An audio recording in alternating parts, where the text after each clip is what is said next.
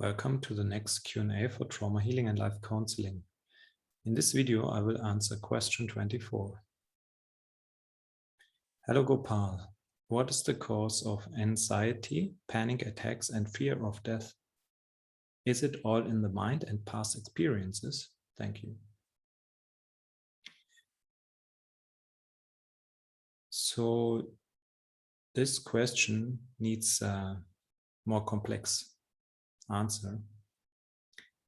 Otherwise, it is not of real help. I mean, I could answer it in 2 sentences, but then it is not possible to change anything if you just hear that.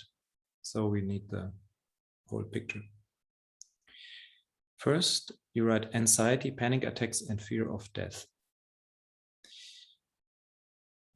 Anxiety, fear, and panic attacks are physiological states of the body, and fear of death is just a label. Yeah, so this is important. At the beginning, we are actually talking only in your question about 2 physical states, anxiety and panic attacks. So this is the first thing. And it's about physical states. Anxiety, panic attacks, fear, and all this has something to do with the body. It's a physical state.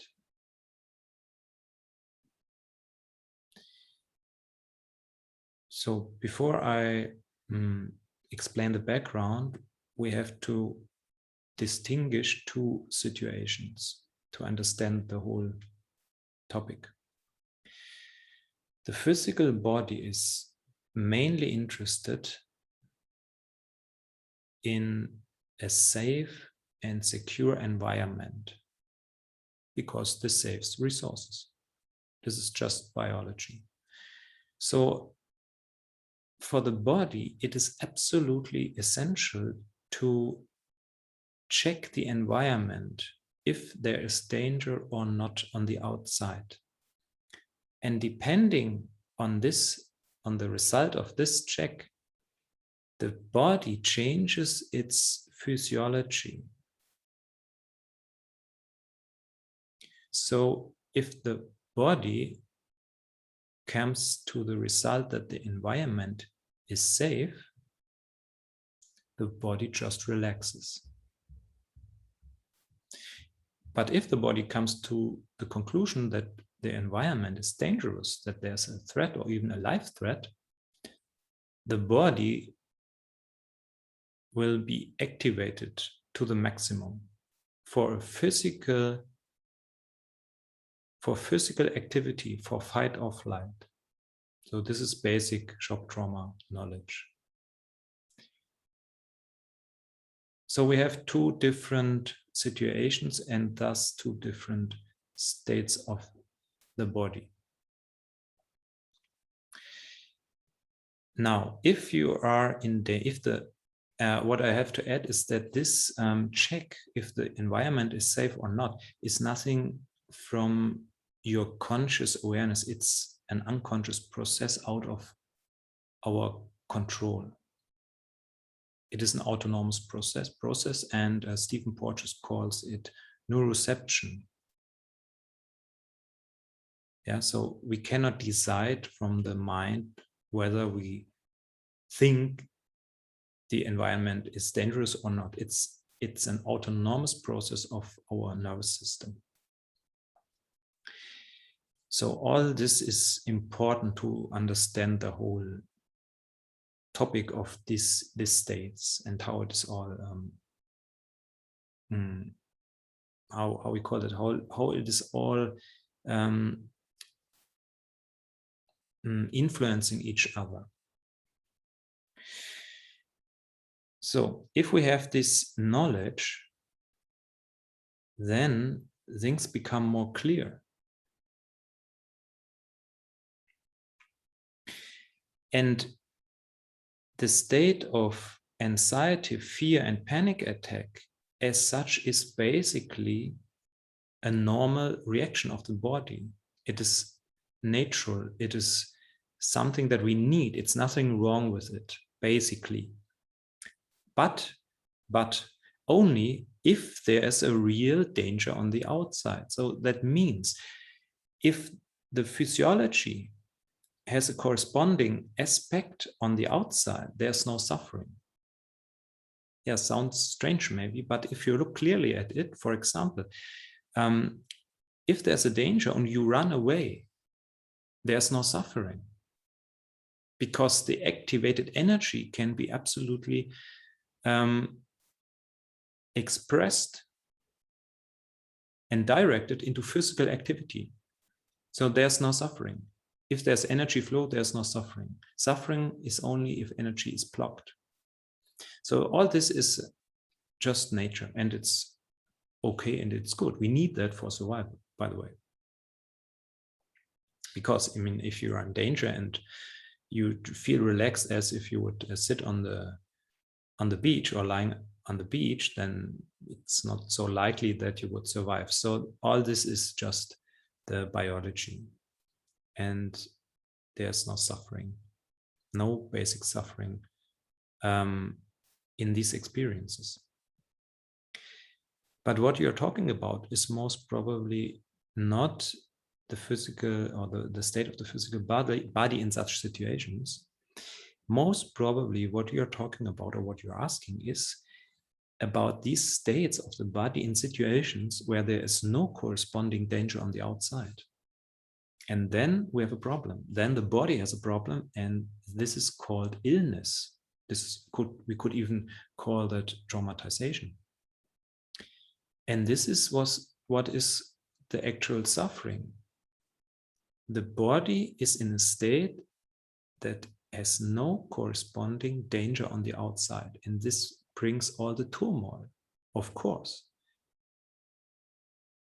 Yeah, if you see a spider and you get a panic attack and you don't dare to go into the cellar anymore, then you have a problem. I mean, the environment and your physiology, there's no connection anymore. And of course, this is something that has to be treated, of course. So to distinguish this is important. Okay, so now you ask, is it all in the mind and past experiences?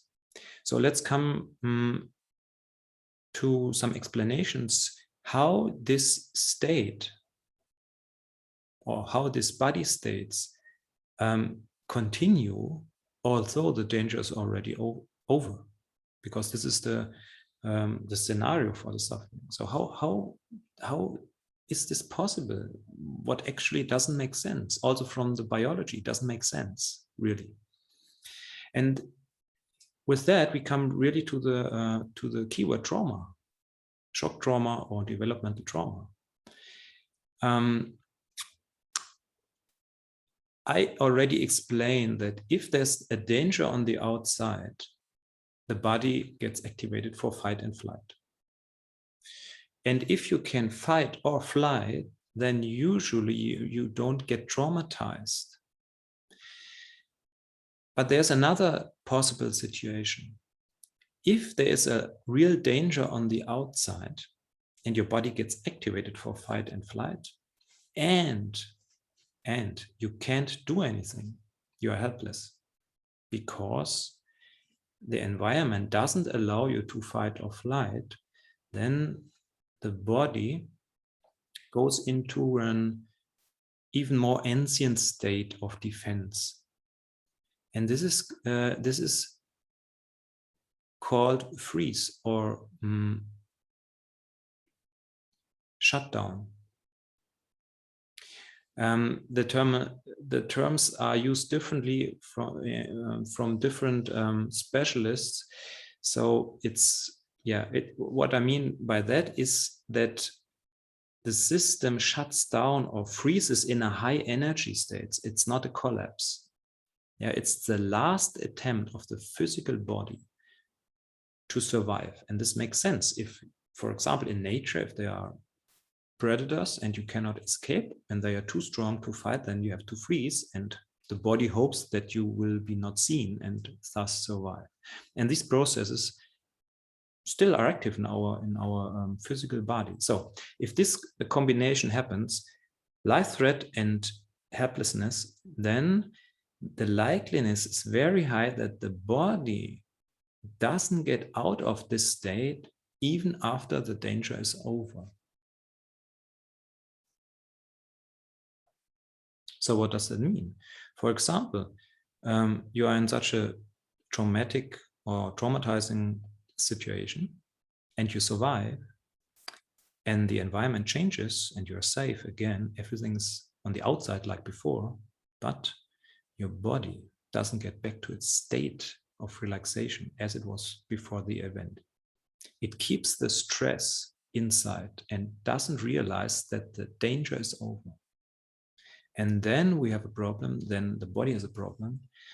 And this is actually called traumatization, because in the long term, the body cannot keep up this high amount of stress and energy and will produce symptoms. And one of the symptoms is anxiety, fear, panic attacks. And if this takes longer, then it even can change to depression and self-destructive impulses. But it's all the same continuum. Yeah, it's all on the same continuum. It's all the same energy. This is within fight or flight, freely flowing. In anxiety and panic attacks and fear, it is blocked. And in depression, it's still blocked and finally gets redirected to oneself. Yeah. If you want to understand this deeply or deeper, then I would recommend you to read the polyvagal theory from Dr. Stephen Porges and also the book from Dr. Lawrence Heller about healing developmental trauma. And my view at the end is to answer your question finally, is two things. You ask, we start with the second part. Is it in past experiences? No, clearly not. The fear, anxiety, and panic attacks we have today, which means you have now, if you have them, you have now, always in the now, they have nothing to do actually with the past experiences. Not really. Not really. It's not that you have this suffering and these states because of these experiences. No, it's different. It is because the body-mind system recreates the physiological and psychic state in every moment new.